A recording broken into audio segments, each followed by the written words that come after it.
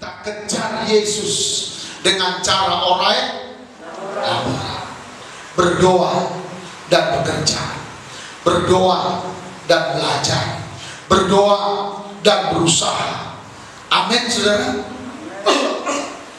Jadi berdoa, mulai dari berdoa, bangun pagi berdoa, siang berdoa, sore berdoa, malam berdoa, sampai mimpi pun mimpi berdoa. Amin, saudara. Nah, dengar baik, Alkitab mencatat dengan jelas semua orang-orang besar, tokoh-tokoh besar di Alkitab dan di dunia nyata itu mulai dari doa.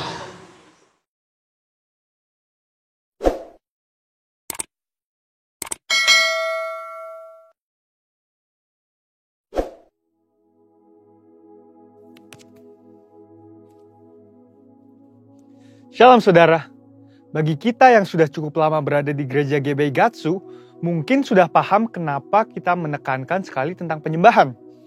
Tetapi bagi generasi yang baru, anak-anak muda, mungkin masih bertanya, kenapa sih kita harus menyembah Tuhan?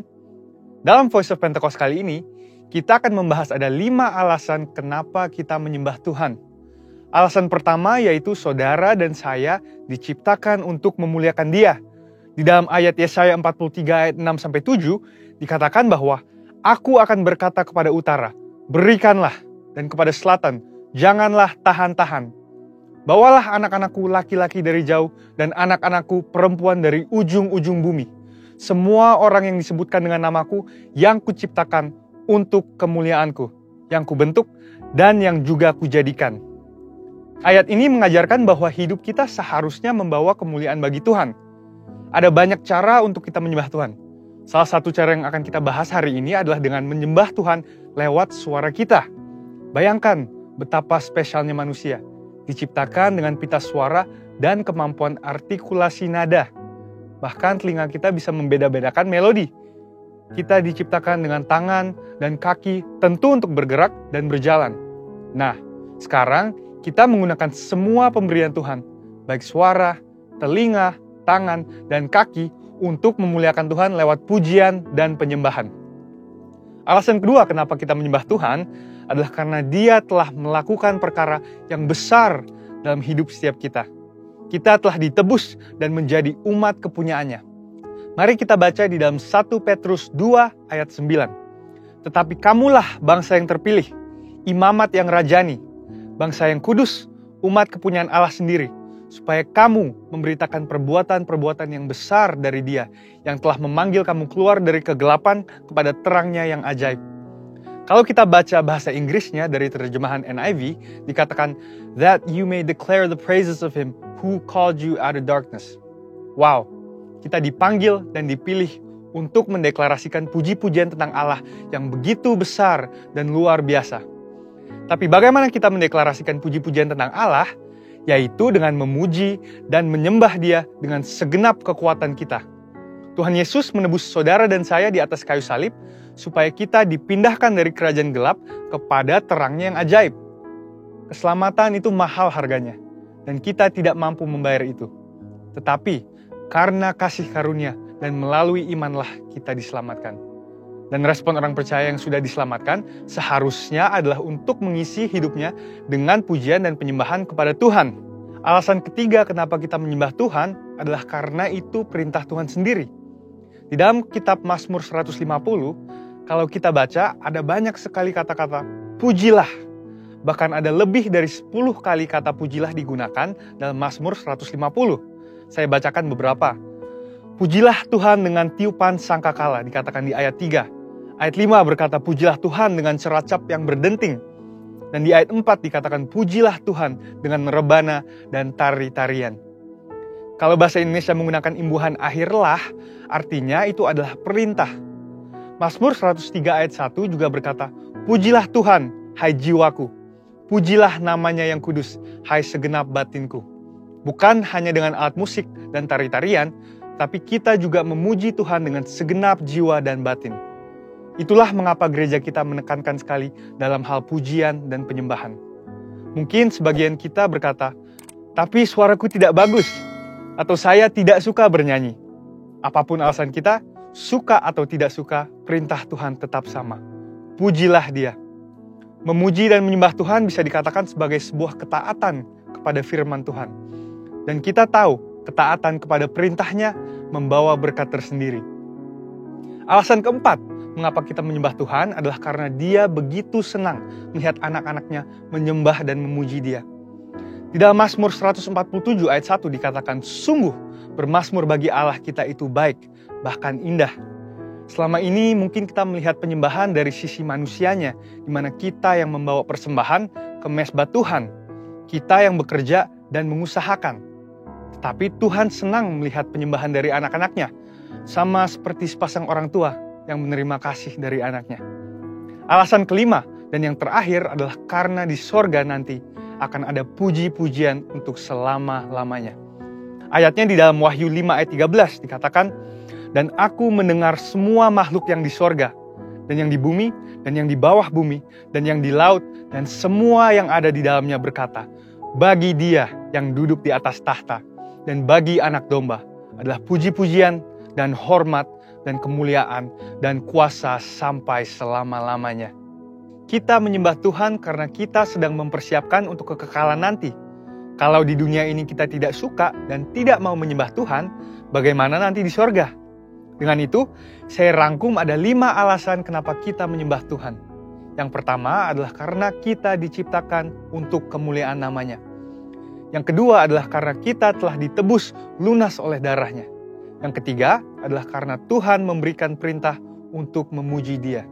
Yang keempat, karena Allah senang mendengar umatnya memuji dan menyembah Dia. Dan yang kelima adalah karena kita akan menyembah Tuhan dalam kekekalan untuk selama-lamanya. Saya berdoa, memasuki tahun paradigma yang baru, kita semua semakin bersuka di dalam hadirat Tuhan dan hidup intim dalam pujian dan penyembahan kepadanya. Haleluya, amin. Saudara, untuk artikel selengkapnya dari tim teologi kami, silahkan klik link yang ada di atas atau scan QR Code yang tersedia. Tuhan Yesus memberkati.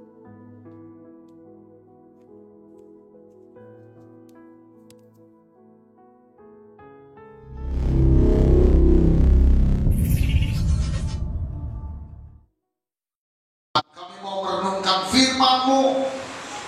Biarlah firman-Mu menjadi kesukaan besar bagi kami. Terima kasih Tuhan. Di dalam nama Yesus Kristus Tuhan, kami berdoa, kami bersyukur, dan kami berterima kasih. Haleluya, haleluya, haleluya. Semua yang diberkati sama-sama katakan amin. Kita beri tepuk tangan sekali lagi. Tuhan memberkati. Silakan duduk. Mari kita buka kitab kita Filipi pasal yang ketiga. Hari ini firman Tuhan kita beri tema, masih tema tahunan gereja kita, yaitu tahun paradigma yang baru. Saya mau ajak kita sungguh-sungguh ingat, sungguh-sungguh mencatat, mengerti apa yang Tuhan siapkan buat kita. Saudara dikasih Tuhan, dalam tahun ini ada 4 janji dan perintah Tuhan yang harus kita hidupi. Yang pertama, tahun 2022 ini adalah tahun kasih karunia, adalah tahun kemurahan Allah berlimpah-limpah. Jadi Bapak Ibu, saudara-saudari, kakak abang, tahun ini ada anugerah Tuhan, ada kemurahan Tuhan yang berlimpah-limpah akan menyertai keluarga, menyertai perkuliahan, menyertai kehidupan kita. Yang percaya katakan amin. Yang kedua, saudara, tahun 2022 adalah tahun pelipat gandaan dari pertolongan-pertolongan Tuhan. Tahun ini adalah tahun pelipat gandaan berkat-berkat Tuhan, mujizat-mujizat Tuhan. Tugas kita percaya, bukan karena kita pintar, bukan karena kita jago, tapi itulah anugerah Tuhan. Dia akan melimpahkan mujizat-mujizatnya buat kita yang ngerti. Katakan amin. Yang ketiga, tahun ini adalah tahun misi. Tahun Semua katakan tahun misi. Tahun penginjilan untuk orang-orang yang terabaikan, untuk pribadi-pribadi yang termarginalkan, orang-orang yang tidak dianggap, orang-orang papa. Jadi adik-adik yang kuliah, abang-abang yang kerja, kasihlah perhatian melihat orang-orang yang susah, yang terpinggirkan. Karena tahun ini Tuhan mau kita latih, kita bergerak di situ untuk kerajaannya. Yang ngerti sekali lagi katakan amin. Yang keempat, yang terakhir, tahun 2022 adalah tahun mujizat itu nyata. Itu sebabnya kita tulis dengan iman, tahun mujizat itu nyata. Percaya dengan iman bahwa mujizat itu nyata. Saudara, 4 poin ini catatlah, tulis setiap hari, doakan, dengar, ucapkan, mimpikan, kerjakan, dan Tuhan pasti menolong. Saya nasihati dengan iman sebagai seorang hamba Tuhan. Mungkin ada saudara sudah mendengar 2-3 kali, tapi kau tidak doakan, kau tidak ucapkan. Anda sedang ada di jalur yang salah. Saudara, pagi-pagi, siang-siang, malam-malam, ucapkan, ingat ya, sebut, biarlah itu jadi kehidupan kita. Yesus dengan anugerahnya bersama-sama dengan kita. Katakan amin. Kita baca Yohanes 11 ayat 40. Jawab Yesus, bukankah sudah kukatakan kepadamu, jika engkau percaya, engkau akan melihat apa? Kemuliaan Allah. Engkau akan melihat mujizat-mujizat Tuhan. Siapa percaya tahun ini banyak mujizat Tuhan? Amin, saudara.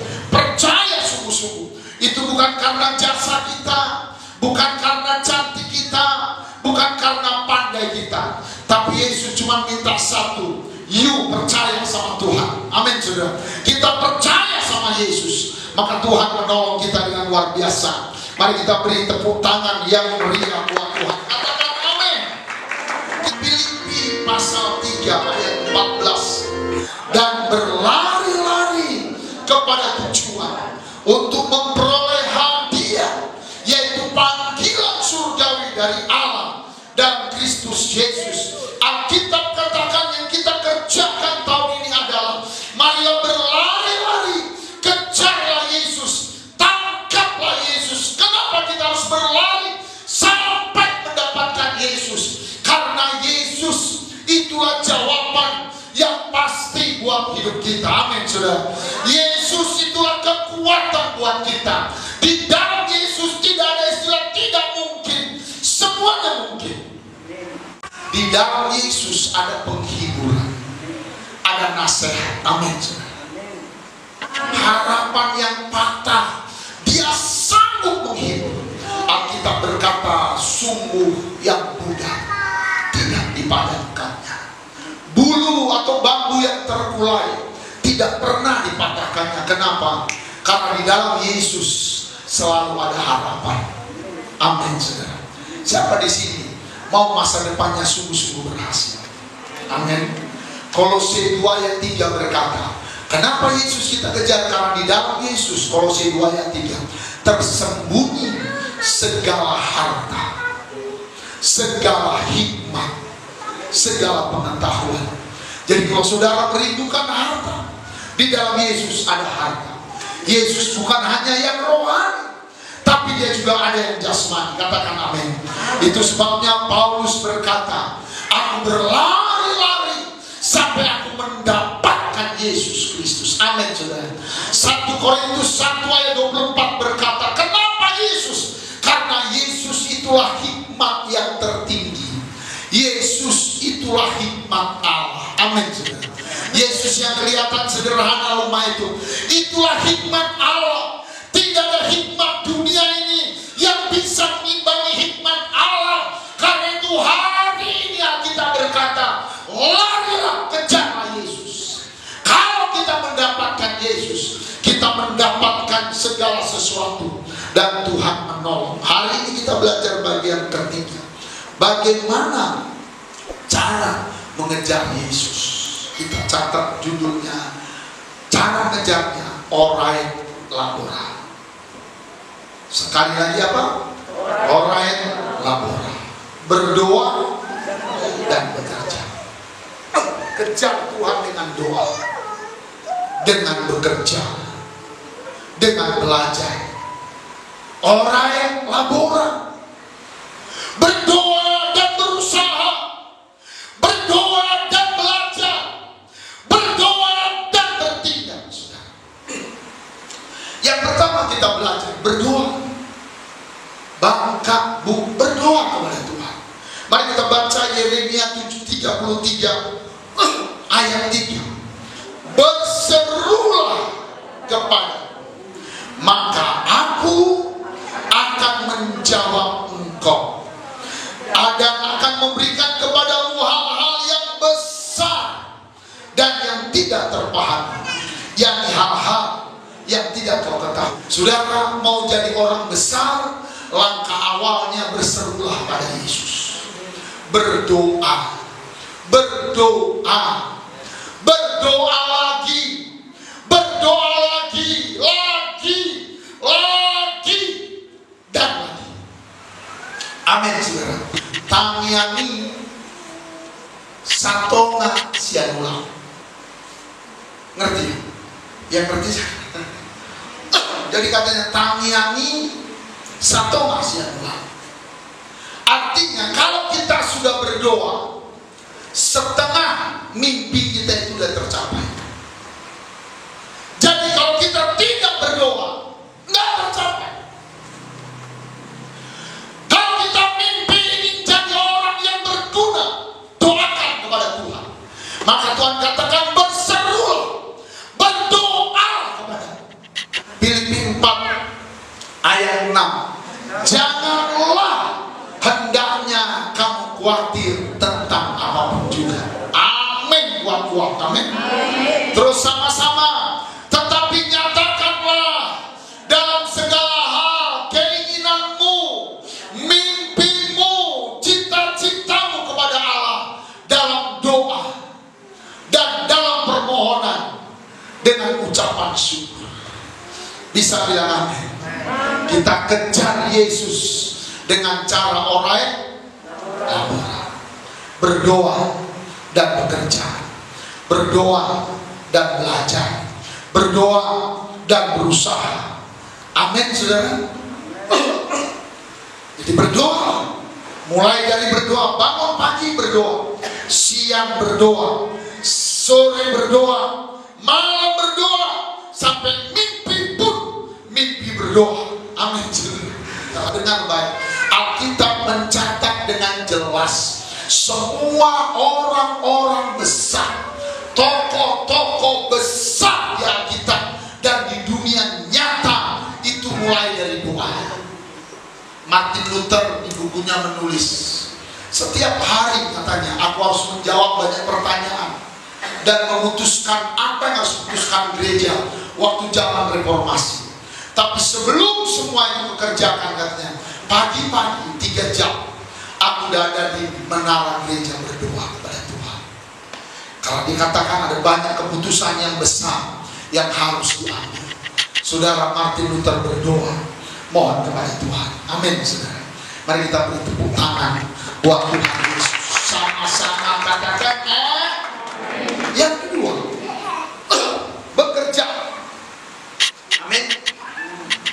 Kita kejar Tuhan dengan rajin kerja. Bilang sama sebelah, rajin kerja. Kita baca Pengkhotbah 9 ayat 10. Segala sesuatu yang dijumpai tanganmu untuk dikerjakan, kerjakanlah itu sekuat tenaga. Kalau tak ada pekerjaan, tak ada pertimbangan, tak ada pengetahuan, dan tak ada hikmat dalam dunia orang mati atau di kuburan, kemana engkau nanti akan pergi. Amin. Kerjakanlah sungguh-sungguh, kerjakanlah dengan penuh tanggung jawab, biar pekerjaan itu kecil atau besar, karena itulah cara mengejar berkat Tuhan. Berdoa dan bekerja. Amin, saudara. Sekuat tenaga sampai tuntas, bukan sampai capek, tapi sampai selesai. Saudara, kita harus rajin. Kita baca Amsal 10 ayat 4. Tangan yang malas lamban, itulah yang membuat miskin. Tetapi tangan orang yang rajin membuat dia berhasil, membuat dia kaya. Saudara, yang kedua, kita harus belajar bekerja. Izinkan Bapak sampaikan firman Tuhan, bukan pendapat pribadi. Bekerja paling tidak kita harus mahir di 3 tempat. Ada orang di 100 tempat, tapi yang 3. Yang pertama, kita harus belajar rajin bekerja di rumah. Di rumah mama bapak kita. Kalau kita kos, di rumah kos. Kenapa banyak orang-orang gagal? Karena dia nggak belajar kerja di rumah. Saya bersyukur punya almarhumah ibu Bu Pangaribuan, sudah meninggal. Sama almarhum bapak namanya Marwi Jahat Butajun, sudah meninggal. Dibuat di peraturan, anak mama bapak nggak banyak, cuma 10. 2 meninggal, 8 lah kami yang tumbuh besar. Amin. Aku anak nomor 6, udah dilindungi undang-undang, termasuk barang langka. Amin. Sekarang coba yang anak nomor 6 angkat tangan. Udah susah deh Pak. Kalau masih ada anak nomor 13 itu muji. Orang paling anaknya nomor 3, nomor 4, ya kan? Nomor 6, peraturan di rumah kami sederhana. Laki perempuan bebas. Siapa yang SMP itu masak. SMP masak. Mau laki perempuan. Jadi aku SMP aku masak. Aku tahu masak daun ubi. Aku tahu masak pakis. Aku tahu masak ikan gembung. Aku tahu manggang ini. Aku tahu masak itu. Karena siapa SMP masak. Aku tahu numbuk daun ubi. Aku tahu mamilos daun ubi. Aku tahu bikin sambal belacan. Aku tahu bikin sambal sawi. Aku tahu banyak. Aku tahu 3 tahun. Siapa yang SMA nyuci dan menyetrika? Siapa saja? Aku ngerti nyetrika celana pendek, celana panjang. Aku ngerti nyetrika sarung. Aku ngerti nyetrika jaket. Kan aku belajar. Ada orang saudara nggak ngerti kerja di rumah. Belajar kerja di rumah. Bantu mama bapakmu di rumah. Kalau kau lagi kos, di kos-kosan. Ini kosnya kayak kapal pecah. Tiap hari kayak kapal pecah. Itu pun bukan kapal pesiar, kapal perang. Bisa bilang amin? Kenapa Salomo hebat? Ada 2 contoh. Kita lihat Amsal 31 ayat 27. Ia mengawasi segala perbuatan rumah tangganya. Makanan kemalasan tidak dimakannya. Dia tahu cuci piring kotor. Dia tahu cuci periuk kotor. Dan dia tahu cuci pantat periuk yang hitam. Bisa bilang amin? Aku ngerti cuci kuali yang hitam. Aku ngerti cuci pakai adu padi dulu zaman kampung kami. Salomo, dia awasi, dia tahu, oh ini baguskan kamar mandi, oh ini baguskan paret, ini baguskan ini. Yang kedua ada tokoh di Alkitab. Allah itu gelarnya Allah Abraham, Allah Ishak, dan Allah Yakub. Yakub ini anak Ishak. Ada 2 kembar, Esau dan Yakub. Anak sulung itu Esau. Aturannya namanya Allah Abraham, Allah Ishak, Allah Esau. Cuma kenapa jadi Allah Yakub? Karena Esau nggak mau belajar kerja di rumah. Baca di Kejadian. Yakub dia di rumah. Dia bantu mamanya belanja. Dia bantu mamanya iris cabai. Dia bantu mamanya gini. Ada orang saudara nampak kayu di rumah orang mau, cuci piring di rumah sendiri tak mau. Dia nggak lulus kerja di rumah. Bisa ngerti saudara? Akhirnya saudara Yakub dia mau urus cabai berbuah, dia urus cabai, dia siram. Ada bunga matahari dia siram. Ada macam-macam. Dia Esau tidak mau. Esau dia pergi keluar. Dia bilang aku mau berpetualang silakan. Tapi rumah kau urus. Amin saudara. Harus urus. Akhirnya Esau suka di padang, suka memburu. Dia gak ada aturan. Kalau rumah ada kamar-kamarnya, ada dapur, ada kamar tamu, ada ruang makan, ada aturan. Kalau di padang, di hutan gak ada. Dia mandi di situ di sungai itu, dia berak di sungai itu, dia nyuci di sungai itu. Nggak ada aturan. Saudara, sayang masa depan kita bangun, tapi kita tidak lulus kerja di rumah. Mari belajar kerja keras di rumah. Bisa bilang amin? Biarlah kita bertumbuh dengan benar, diajari oleh firman Tuhan. Jadilah Yakub. Esau anak sulung tergeser. Yang kedua, kita harus rajin bekerja, cari nafkah, cari uang untuk makan. Bisa bilang amin? Saudara, dalam firman Tuhan, kerja cari nafkah itu ada 3 kelompok. Kelompok pertama, anak sekolah dan mahasiswa. Cara kalian cari makan, belajarlah bagus, kuliahlah baik-baik. Bisa bilang amin? Kerjakanlah. Nanti dikirim Tuhan melalui mama bapak uang belanja yang lain. Tapi tugasmu, kau belajar bagus. Jangan semua copy paste. Lama gak apa, amin. Susah gak apa, tapi kau terlatih. Karena kata Galatia 6 ayat 6, apa yang kau tabur, itu kau tuai.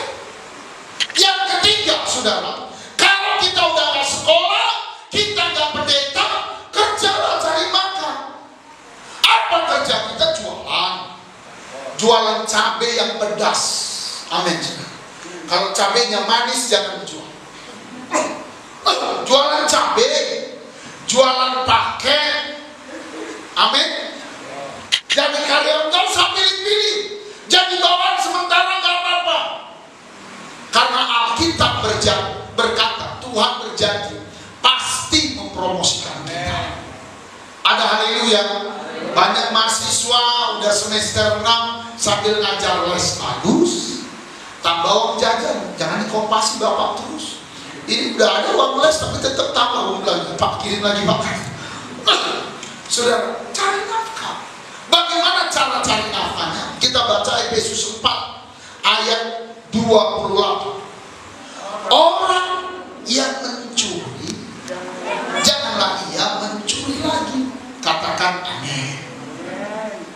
Tetapi baiklah ia bekerja keras dan melakukan pekerjaan yang baik dengan tangannya sendiri, supaya ia dapat membagikan sesuatu kepada orang yang berkekurangan.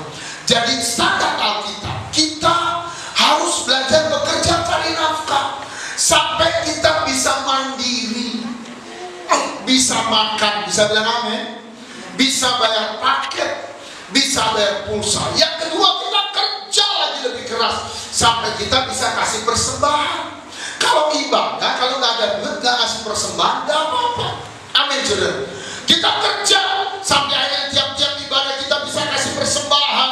Ada orang bisa kasih persepuluhan, dia bertambah-tambah. Setelah dia bisa kasih persepuluhan, dia bekerja keras lagi sampai bisa membantu orang yang berkekurangan. Bisa bilang ada tingkatan.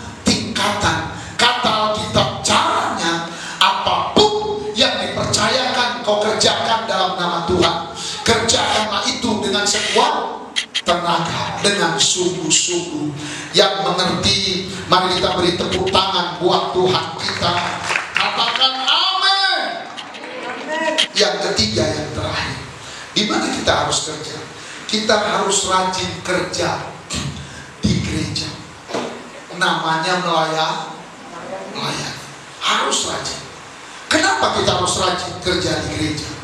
Karena gereja ini seperti bank. Tahu bank? B-A-N-K. Semua uang yang disimpan di bank berbunga. Nggak ada yang sia-sia. Bisa bilang amin, saudara. Orang simpan deposito berkembang. Gereja, apapun yang kita kerjakan di gereja pasti berkembang. Karena itu, saudara, pertama udah doa, kedua udah kerja. Kita harus kerja di gereja supaya pertumbuhan kita cepat. Kita lihat Matius 10 ayat 42. Dan barang siapa memberi air sejuk secangkir yang kecil saja kepada salah seorang yang kecil ini, artinya pelayan-pelayan, karena ia adalah muridku, aku berkata kepadamu, baca kuat-kuat, sesungguhnya ia tidak akan kehilangan upahnya daripada sekecil apapun. Bisa bilang amin? Orang-orang bijak, orang-orang maju, dia akan berusaha bekerja di gereja. Memang di gereja nggak ada gaji, nggak ada upah. Bisa bilang amin, saudara? Tapi kalau kita kerja sungguh-sungguh melayani di rumah Tuhan, itu mendapat promosi dari Tuhan. Saudara, nggak usah besar. Kata kita setia hanya segelas air putih.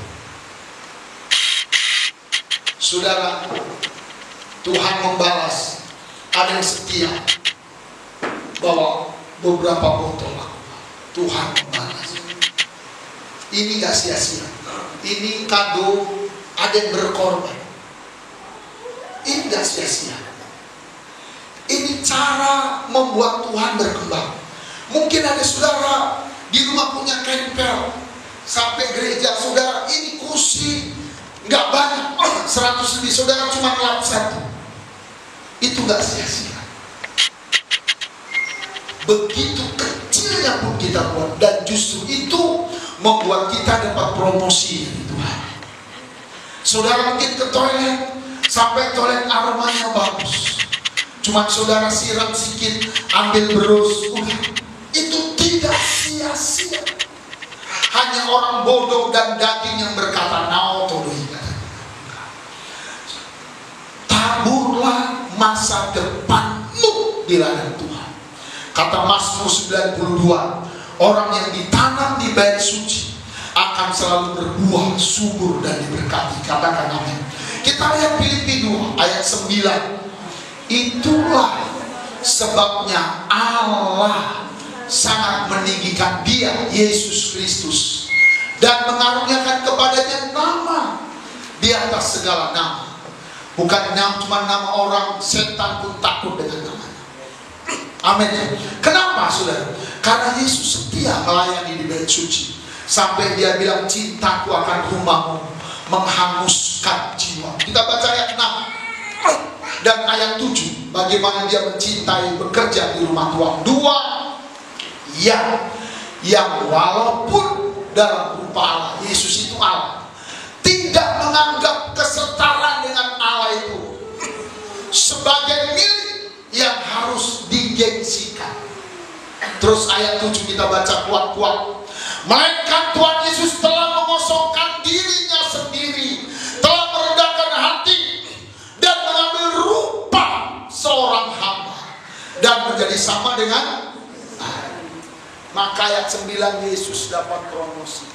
Saudara, semua jabatan-jabatan itu dipromosikan. Amin, saudara. Yang ahli mempromosikan Yesus, dia yang luar biasa. Mari kita beri tepuk tangan buat Tuhan. Katakan amin. Hagai pasal 2 pasal 1 ayat 2. Beginilah firman Tuhan semesta alam. Bangsa ini berkata, sekarang belum tiba waktunya untuk membangun atau bekerja di rumah Tuhan, karena baru mau masuk semester 2, karena baru masuk semester 4, baru mau masuk semester 6, belum waktunya melayani. Repot masih, tidak boleh. Mau semester berapapun sambil kuliah kita tabur masa depan. Bisa katakan amin? Lalu kita baca ayat 3 sampai ayat 6. Ayat 3. Apa kata Tuhan kalau tidak mau? Maka datanglah firman Tuhan dengan perantara Nabi Hagai, bunyinya ayat 4. Apakah sudah tiba waktunya bagi kamu untuk mendiami rumah-rumahmu yang dipapani dengan baik, sedangkan gereja ini tetap menjadi reruntuhan atau terlantar? Ayat 5. Oleh sebab itu beginilah firman Tuhan semesta alam, dan perhatikanlah keadaanmu. Ayat 6, sama-sama semua baca apa yang terjadi. Kamu menabur banyak, tetapi apa? Membawa pulang hasil sedikit. Kamu makan tetapi tidak sampai kenyang. Kamu minum, tetapi tidak sampai puas. Kamu berpakaian, tetapi badanmu tidak sampai panas. Upah dia bekerja untuk upah yang ditaruh dalam puro-puro nama Tuhan. Aku gak sama tak itu. Amin ya. Jadi kita simpan berkat dalam puro-puro. Tahu puro-puro? Layanilah Tuhan. Karena itu katanya bagi kamu yang memang punya masa depan. Ada orang hidup gak punya masa depan, yang penting hidup. Yang penting aku bernapas, amin lah. Punyalah masa depan, punya cita-cita. Sekarang kata Tuhan, sekarang kau rubah pikiranmu. Apa yang kita lakukan? Ayat terakhir, ayat 8. Jadi naiklah ke gunung, bawalah kayu, dan bangunlah rumah itu, uruslah, kerjalah di gereja. Maka aku akan berkenan kepadanya dan akan menyatakan kemuliaanku di situ, di rumahmu, di perkuliahanmu, di pekerjaanmu. Katakan amin, saudara. Tuhan bilang berubah, naik ke gunung. Apa yang bisa kau kerjakan di rumah Tuhan, kerjakan. Jadi pertama kita harus rajin kerja di mana? Di rumah. Yang kedua, cari makan. Yang ketiga, di gereja. Kita berdiri sama-sama. Bapa, di dalam nama Tuhan Yesus Kristus, terima kasih buat kebenaran firman-Mu. Terima kasih buat anugerah-Mu, buat belas kasihan-Mu yang luar biasa ya Tuhan. Kami mau berlari-lari Tuhan, mengejar Engkau dengan orain laboran. Kami mau belajar berdoa dan bekerja, berdoa dan belajar Tuhan, berdoa dan berusaha. Tuhan, berkatilah kami, biarlah firman-Mu masuk di hati kami dengan lembut ya Tuhan. Engkau perbaharui kami, biarlah kami semua Engkau berkati dengan luar biasa. Haleluya.